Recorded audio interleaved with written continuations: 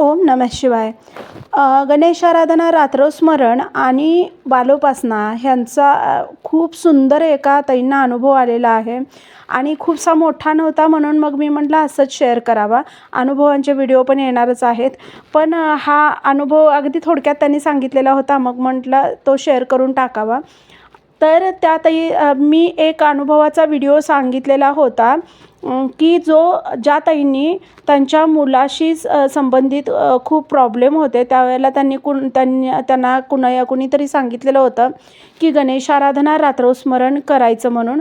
आणि मला काही माहीत नाही कुणी सांगितलेलं का त्यांनी स्वतः सुरू केलेलं. तर त्याची त्यांना खूप चांगली प्रचिती आली आणि मग त्यांनी तो अनुभव माझ्याकडे शेअर केलेला होता.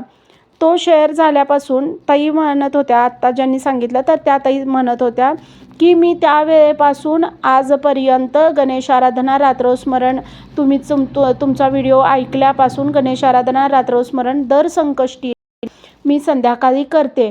आणि त्या वेळेपासून गेले 5 महिने झाले, 5 ते 6 महिने झाले म्हणतात की मी एकदाही माझ्या मुलाला बालोपासना चुकवू दिलेली नाही.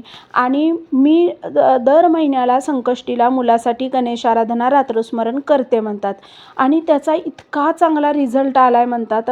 त्याची तब्येत जी वर्षभर खूप बिघडत होती, ह्या 4 महिन्यामध्ये म्हणतात एकदाही त्याला दवाखान्यात जावं लागलेलं नाही आहे.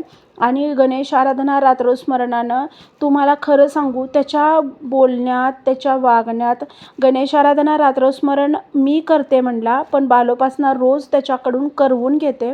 त्याच्या बोलण्यात, वागण्यात इतका प्रचंड बदल मला जाणवायला लागलेला आहे. अभ्यास तो रोज आणि वेळ करतोय.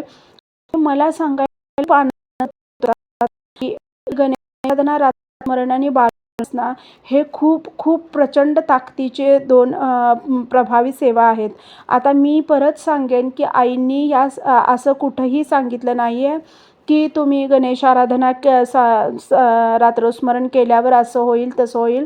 हे प्रत्येकाचे भाव आहेत. कुणी श्रद्धेनं, कुणाला वाटेल किंवा कुणी काही सांगितलं असेल त्या पद्धतीनं त्यांनी करतात आणि त्यांना ते अनुभव येतात. तसाच हा अनुभव आलेला आहे. तर मी सगळ्या मोठ्या अनुभवांमध्ये हा नाही शेअर करू शकत होते, का तर आत्ता जे अनुभव आलेले आहेत लेटेस्ट सगळे मोठे आहेत, तर त्याच्यामध्ये हे नाही सांगू शकत होते.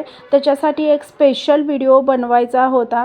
म्हणून मी म्हटलं असंच बनवून आपण सांगू. पण ह्या गोष्टींची खूप चांगली त्यांना प्रचिती आली आहे. तर त्या म्हणत होत्या मुलांसंबंधित काही तक्रारी असतील तर प्रत्येकानं आवर्जून तो व्हिडिओ बघावा. मला वाटते बऱ्याच भगिनींनी ऐकला असेल. जर कुणी ऐकला नसेल तर मला सांगा, मी लिंक डिस्क्रिप्शनमध्ये देईन त्या व्हिडिओची पण. आणि जर कुणाला पाहिजे असेल, मुलांसंबंधित काही तक्रारी असतील, तर ह्या दोघी भगिनींनी तर आता मला त्याचं खूप चांगला रिझल्ट आला आहे म्हणून सांगितलेलंच आहे.